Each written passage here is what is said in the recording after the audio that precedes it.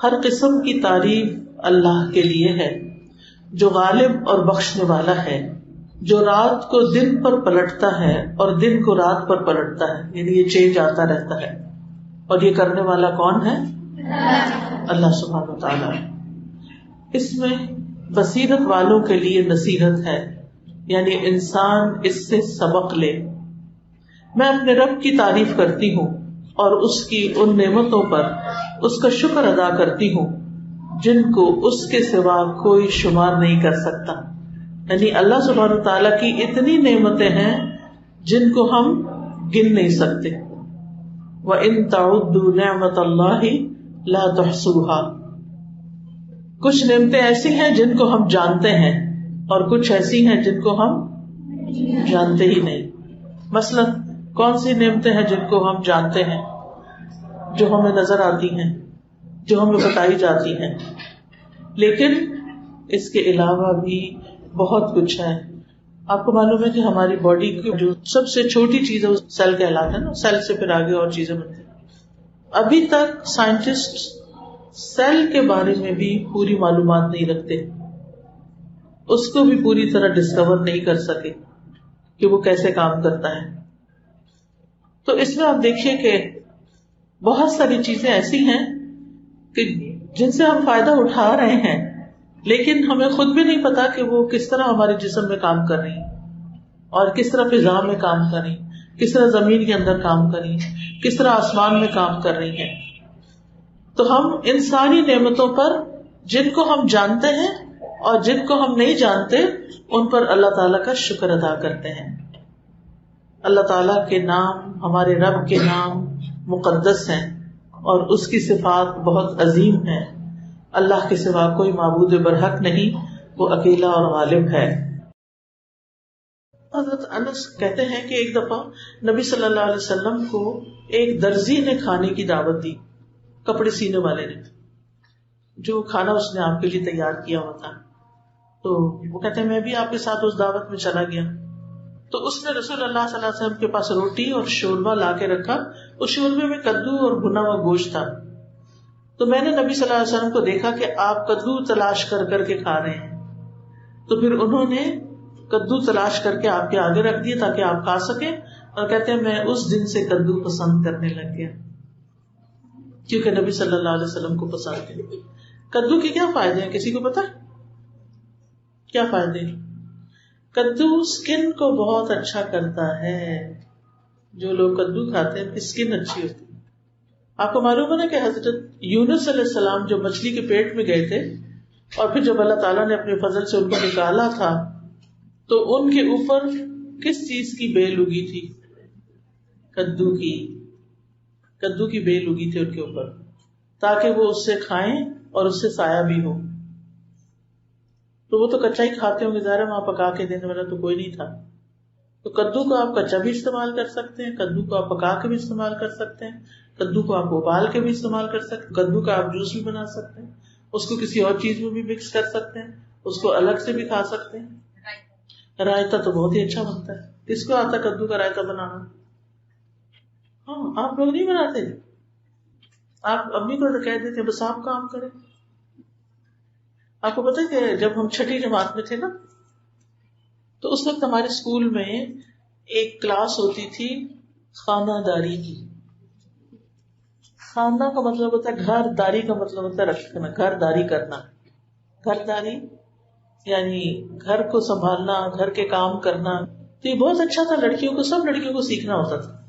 تو جو ہمارا سب سے پہلا دن تھا خانہ داری کا، جمعے کا دن ہوتا تھا، سب لوگ گھر سے چیزیں لے کے جاتے تھے، اور جو بڑی کلاس ہوتی تھی وہ چولہے بھی لے کے جاتے تھے۔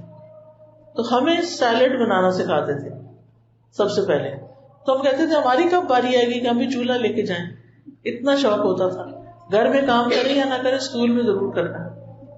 تو پھر ہمیں سبزی کاٹنا، گاجر کاٹنا، مولی کاٹنا، یہ چیزیں کاٹنا سکھاتے تھے۔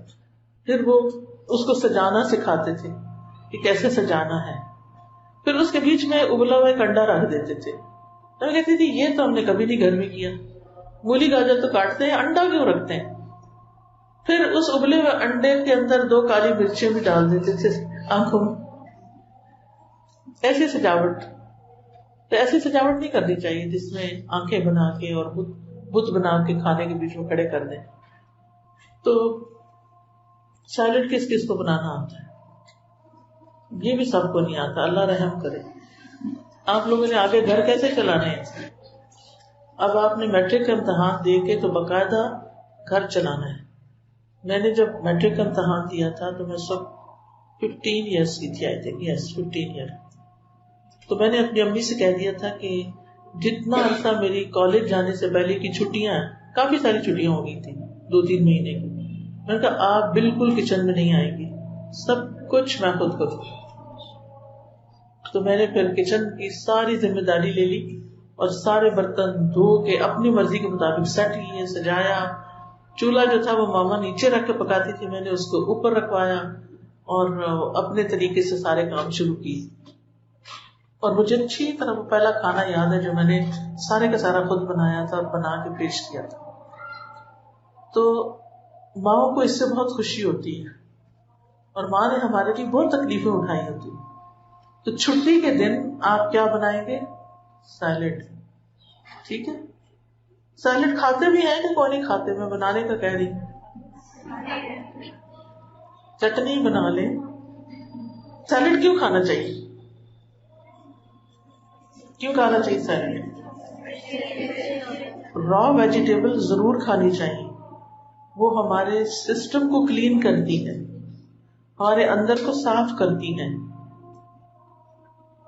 لیکن مشکل کیا ہے کہ ہماری بچے کو چھری نہیں پکڑنی آتی. ایسے کاٹنا ہے یا ایسے کاٹنا ہے، بورڈ استعمال کرنا ہے یا نہیں کرنا. کیونکہ جو لوگ آپ نے دیکھا ہوگا، آپ یوٹیوب پہ ایسی ساری چیزیں، گاجر کیسے کاٹنی، کیسے پکڑنی چھری اور کیسے کاٹنا ہے، آپ کو سکھائیں گے. کیونکہ اگر سبزی صحیح نہ کٹی ہو تو کھانے کا ذائقہ بھی ٹھیک نہیں ہوتا. اور بہت سے لوگوں کو سبزی نہیں کاٹنی، ٹیڑھی میڑھی، کوئی ادھر سے لمبی، کوئی ادھر سے چوڑی، کوئی ادھر سے موٹی، کوئی ادھر سے پتلی، ایسے کاٹتے ہیں. تو ایسا کام کرنے والے کون ہوتے ہیں؟ ان کو کیا کہتے ہیں؟ پھوڑ. ہماری نانی کہتی تھی کہ چچی کوئی چارج نہیں. پتہ نہیں آپ کو پنجابی آتی کہ نہیں آتی؟ آتی ہے. یعنی کوئی چارج نہیں، کوئی طریقہ نہیں، صحیح نہیں آتی، کوئی ہنر نہیں. تو ہر کام کا ایک طریقہ ہوتا ہے. اللہ تعالیٰ نے ہر چیز پر احسان کو واجب کیا کہ ایکسیلنس کے لیول پر کام کرو. صرف پڑھائی میں سب سے زیادہ نمبر لے کے بورڈ پہ تصویر لگانا ہی کامیابی نہیں. ٹھیک ہے نا؟ کچھ لڑکیوں کی یہ ڈریم ہوتی ہے، آج کل بڑے ہر شہر میں تصویریں اور نمبر اور ٹاپ کرنے والی اس طرح کی چیزیں لکھی ہوتی ہیں. تو اگر آپ کے گھر میں آپ کو سکون نہیں، آپ کو کھانا نہیں بنانا آتا، آپ کو گھر چلانا نہیں آتا، کیا فائدہ؟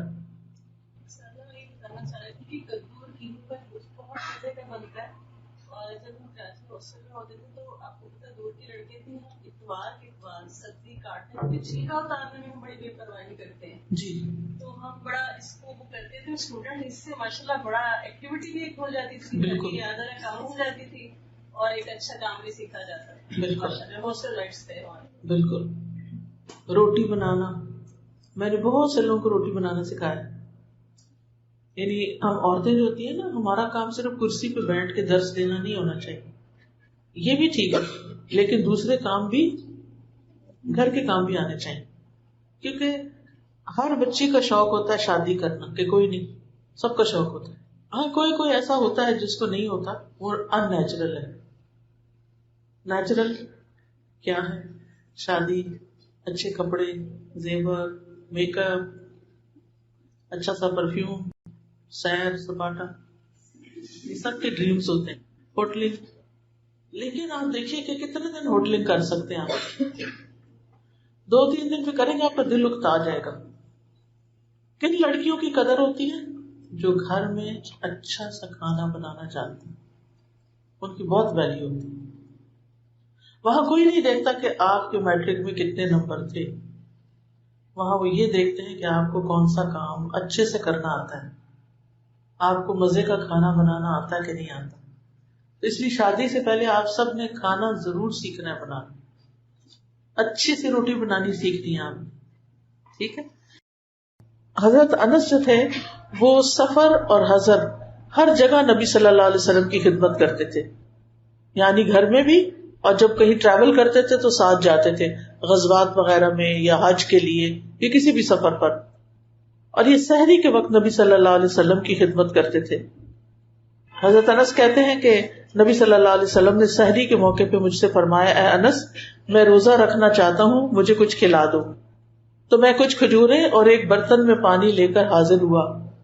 اس وقت تک بلال رضی اللہ عنہ اذان دے چکے تھے. تو آپ نے فرمایا, اے انس کوئی آدمی دیکھو جو میرے ساتھ کھانے میں شریک ہو. چنانچہ میں زید بن ثابت کو بلا کر لے آیا. وہ کہنے لگے, یا رسول اللہ, میں نے ستو کا شربت پیا ہے اور میرا ارادہ روزہ رکھنے کا ہے. آپ نے فرمایا, میرا ارادہ بھی روزہ رکھنے کا ہے. پھر انہوں نے آپ کے ساتھ سحری کی. اس کے بعد آپ نے 2 رکعتیں یعنی سنت فجر کی پڑھی, باہر نکل آئے, پھر مسجد میں باقی نماز فرض نماز پڑھی. اس سے کیا بات سیکھی آپ نے؟ اس حدیث سے کیا بات سمجھ میں آئی؟ کھانے میں دوسروں کو شریک کرنا. صرف کھجوریں اور پانی ہی تھا, لیکن آپ نے کہا جاؤ, ابھی فجر نہیں ہوئی, جاؤ کسی کو ڈھونڈ کے لاؤ میرے ساتھ کھائے. تو ڈھونڈ کے لائے اور انہوں نے کھایا. اور ہم کیا کہتے ہیں, کوئی آئے بھی تو نہ کھائے. کوئی بہن بھائی آیا, اگر آپ چاکلیٹ کھا رہے ہیں, کوئی ٹافی کھا رہے ہیں, آپ کیا کہتے ہیں, تم بھی لے لو ایک. نہیں دیتے نا, یہ میری ہے. اور اگر وہ چپکے سے لے لے تو شامت آ جاتی ہے. پھر گھر سے باہر بھی نبی صلی اللہ علیہ وسلم کی خدمت کرتے تھے. وہ کہتے ہیں کہ میں اور ایک لڑکا جب نبی صلی اللہ علیہ وسلم باہر جاتے تو ہم پیچھے جاتے تھے, پانی وضو کا لے کے جاتے, اور جب نبی صلی اللہ علیہ وسلم اپنی حاجت سے فارغ ہو جاتے, کیونکہ گھر میں ٹوائلٹ نہیں ہوتا تھا, لوگ باہر کھیتوں میں جاتے تھے, تو پھر ہم آپ کو پانی بھی دیتے اور آپ کے ساتھ واپس آ جاتے. وہ کہتے ہیں کہ نبی صلی اللہ علیہ وسلم جب بیت الخلاء میں داخل ہوتے تو یہ دعا پڑھتے, اللہم انی اعوذ بک من الخبث والخبائث, اللہ میں خبیث جنات مردوں اور عورتوں سے آپ کی پناہ میں آتا ہوں. کل میں بیٹھی ہوئی تھی تو ایک خاتون مجھ سے ملنے کے لیے آئی, تو وہ کہنے لگی کہ ان کا بیٹا ہے اور بہن کا یا اپنا بیٹا ہے, تو اس بیٹے نے بیٹھے بیٹھے چیخیں مارنی شروع کر دی, اور پھر وہ اس کی آواز بدل گئی اور اس پہ کوئی جن کا اٹیک ہوا. تو جن بولنے لگ گیا, تو وہ کہنے لگا کہ اس بچے نے میرے بچے کی پنڈلی پہ پیشاب کر دیا تھا اس لیے, اور وہ پتہ نہیں اس کی پنڈلی کو کیا ہو گیا, تو میں اب اس کو نہیں چھوڑوں گا, میں اس کے پیچھے لگ گئی. تو میں اتنی حیران ہوئی کہ ہمارے نبی صلی اللہ علیہ وسلم نے 1400 سال پہلے ہمیں بتایا کہ ٹوائلٹ میں جانے سے پہلے خبیث جنوں اور جننیوں سے اللہ کی پناہ مانگ لو, سیک پروٹیکشن فرام اللہ سبحانہ وتعالی. تو یہ دعا کبھی بھی پڑھنا نہ بھولیں واش روم جانے سے پہلے. ٹھیک ہے, چاہے آپ کہیں باہر ہو, چاہے آپ گھر میں ہو, کہیں بھی ہو. ٹھیک ہے نا. حضرت انس چونکہ نبی صلی اللہ علیہ وسلم کے ساتھ رہتے تھے, اس لیے آپ کی عبادات کو بھی بہت اچھی طرح جاننے والے تھے, اور آپ کی نماز کو, آپ کے روزے کو, آپ کے طریقوں کو بہت اچھی طرح سمجھتے تھے. حضرت انس کہتے ہیں نبی صلی اللہ علیہ وسلم نماز کو مختصر پڑھتے اور اسے مکمل بھی کرتے تھے, یعنی جو لوگوں کو نماز پڑھاتے تھے. جو اکیلے نماز تہجد کی پڑھتے تھے وہ بہت لمبی پڑھتے تھے. وہ کہتے ہیں میں نے کسی کے پیچھے نبی صلی اللہ علیہ وسلم سے زیادہ کامل اور ہلکی نماز نہیں پڑھی. اچھا, کامل کا مطلب کیا ہے؟ کئی دفعہ اگر آپ جماعت سے نماز پڑھیں نا, تو امام جلدی سے سارا کچھ پڑھ کے تو رکوع پہ چلے جاتے ہیں, جلدی سے اتحیات پڑھ کے سلام کہتے ہیں, آپ بیچ میں بھی بیٹھے ہوتے ہیں, آپ کی نماز پوری نہیں ہوتی. تو نبی صلی اللہ علیہ وسلم کی نماز ایسے نہیں ہوتی تھی. پھر اسی طرح نبی صلی اللہ علیہ وسلم کے حلیہ مبارک کو پہچانتے تھے کہ آپ کے بال کتنے تھے, آپ کیسی انگوٹھی پہنتے تھے, آپ کو کون سا لباس پسند تھا, کون سا نہیں پسند تھا, آپ کا اخلاق کیسا تھا. وہ کہتے ہیں کہ نبی صلی اللہ علیہ وسلم کبھی گالی نہیں دیتے تھے, کبھی کوئی بے حیائی کی بات نہیں کرتے تھے, کسی کو لعنت نہیں کرتے تھے, اور جب ناراض ہوتے تو صرف اتنا فرماتے اس کو کیا ہو گیا, اس کی پیشانی خاک آلود ہو, یعنی کوئی غصے والے بڑے بڑے لفظ نہیں استعمال کرتے تھے. تو ہمیں کیا سیکھنا چاہیے اس سے؟ ہاں, اپنی زبان کی حفاظت کرنی چاہیے. گندے لفظ نہیں نکالنے چاہیے. گالی تو بالکل دینی ہی نہیں چاہیے, کیونکہ ہر چیز لکھی جاتی ہے. کیا نام ہے ان فرشتوں کا جو لکھتے ہیں ہر چیز؟ کرامن کاتبین. اسی طرح حضرت انس بتاتے ہیں کہ نبی صلی اللہ علیہ وسلم جو مدینہ کو واپس آتے تو وہ اپنی سواری کو تیز کر لیتے تھے مدینہ کے شوق میں کہ آپ کو مدینہ سے بہت محبت تھی. اسی طرح جب نبی صلی اللہ علیہ وسلم کی شادی ہوئی حضرت زینب سے تو اس موقع کو بھی انہوں نے بہت اچھی طرح نریٹ کیا ہے کہ کس طرح ولیمہ ہو گیا, سب لوگ چلے گئے, 2 لوگ وہاں بیٹھے رہے, باتیں کرتے رہے, اور نبی صلی اللہ علیہ وسلم پریشان ہو رہے تھے کیونکہ وہ اٹھ ہی نہیں رہے تھے. تو اس سے کیا پتہ چلتا ہے کہ اگر ہم کسی کے گھر جائیں کھانے پہ تو کھانے کے بعد لمبی دیر نہ بیٹھیں, پھر ہم جلدی واپس آ جائیں تاکہ وہ کھانا سمیٹیں, گھر سمیٹیں, سو جائیں. صبح کام پہ جانا ہوتا ہے تو کسی کو تنگ نہیں کرنا چاہیے. بعض لوگوں کا حال یہ ہے کہ آتے نہیں, کسی کے گھر آتے نہیں, اور جب آتے ہیں تو جاتے ہیں. ان کا نہ آنا بھی تکلیف دے اور ان کا نہ جانا بھی تکلیف دے. تو ایسی حرکتوں سے ہمیں پرہیز کرنا چاہیے کہ جس سے ہم کسی اور کو تکلیف پہنچائیں. حضرت انس ایک روایت میں یہ بھی بتاتے ہیں کہ نبی صلی اللہ علیہ وسلم کا ایک فارسی ہمسایہ تھا, شاید حضرت سلمان فارسی تھے یا کوئی اور, تو وہ شوربہ بہت اچھا بناتا تھا. تو اس نے نبی صلی اللہ علیہ وسلم کے لیے کھانا بنایا, آپ کو بلانے کے لیے آیا. جب وہ آیا تو آپ نے حضرت عائشہ کی طرف اشارہ کیا, ان کی بھی دعوت ہے, ان کو بھی بلایا. تو اس نے کہا نہیں. تو آپ نے فرمایا پھر میں بھی نہیں آ رہا. اس سے کیا پتہ چلتا ہے کہ اپنی بیوی کا بہت خیال رکھتے تھے. وہ دوبارہ آیا تو آپ نے پھر پوچھا تم نے ان کی دعوت کی ہے؟ تو اس نے کہا نہیں. آپ نے فرمایا نہیں آتا. پھر تیسری مرتبہ آیا تو تیسری مرتبہ اس نے کہا کہ ہاں. تو پھر آپ دونوں اٹھے اور اس کے گھر گئے اور کھانا کھایا. حضرت انس یہ سارا کچھ دیکھ رہے تھے تو انہوں نے یہ حدیث پھر نریٹ کی. پھر اسی طرح حضرت انس کہتے ہیں کہ ایک مرتبہ حضور صلی اللہ علیہ وسلم اپنی کسی اہلیہ کے پاس تھے کہ دوسری نے اپنے خادم کے ہاتھ ایک پیالہ بھجوایا جس میں کھانے کی کوئی چیز تھی. حضرت عائشہ نے خادم کے ہاتھ پہ مارا اور پیالہ گرا دیا کہ میرے گھر میں تم کیوں کھانا لے کے آ گئے. پیالہ ٹوٹ گیا. آپ صلی اللہ علیہ وسلم نے دیکھ کے فرمایا تمہاری ماں غیرت کا شکار ہو گئی ہے. پھر برتن کے ٹکڑے لے کر انہیں جوڑا اور ایک دوسرے کے ساتھ ملا کر کھانا اس میں سمیٹا اور فرمایا اسے کھاؤ, اور فارغ ہونے تک خادم کو روکے رکھا. اس کے بعد خادم کو دوسرا پیالہ دیا اور ٹوٹا ہوا پیالہ گھر رکھا. اس سے کیا پتہ چلتا ہے کہ اگر ہم سے کسی کی چیز ٹوٹ جائے تو اس کو بھرے, اس کو دیں. یہ نبی صلی اللہ علیہ وسلم کی بہت فکر کرتے تھے. ایک دفعہ یہ آپ کی خدمت میں آئے تو آپ کے پیٹ پہ پٹی بندھی ہوئی تھی. تو بعض صحابہ سے پوچھا کہ آپ نے پیٹ پہ پٹی کیوں باندھ رکھی ہے؟ پتہ چلا بھوک کی وجہ سے, کہ کوئی کھانے کی چیز ہے ہی نہیں تو بھوک بہت لگی ہوئی تھی. تو پھر وہ اپنے سوتیلے والد ابو طلحہ کے پاس گئے کیونکہ وہ امیر انسان تھے, اور ان سے کہا کہ نبی صلی اللہ علیہ وسلم جس طرح تکلیف میں ہیں تو گھر میں کوئی کھانا ہے. تو پتہ چلا کہ کچھ کھانا ہے, اور پھر انہوں نے نبی صلی اللہ علیہ وسلم کو کھلایا. یہ سخت گرمی میں نبی صلی اللہ علیہ وسلم کے ساتھ نماز پڑھتے تھے, اور یہ کہتے تھے کہ زمین پر ہم چہرہ نہیں رکھ سکتے تھے تو کوئی کپڑا وغیرہ بچھا لیتے تھے. اس سے یہ بھی پتہ چلتا ہے کہ اگر آپ کے پاس جائے نماز نہ ہو اور آپ کہیں باہر کھیتوں وغیرہ میں ہو تو جائے نماز کے بغیر بھی نماز پڑھ سکتے ہیں. ایون گھر میں اگر کارپیٹ صاف ہے آپ کے گھر کا اس پہ بھی نماز پڑھ سکتے ہیں. ہر وقت جائے نماز بچھانا ضروری نہیں ہے. پھر یہ نبی صلی اللہ علیہ وسلم کے ساتھ جنگوں میں بھی شریک ہوتے تھے, آپ کی چیزوں کی حفاظت کرتے تھے, آپ کے رازوں کی حفاظت کرتے تھے, اور آپ جو بھی کام کرتے تھے اس کو غور غور سے دیکھتے رہتے تھے. پھر دوسروں کو بتاتے تھے کہ نبی صلی اللہ علیہ وسلم کون سا کام کیسے کرتے ہیں.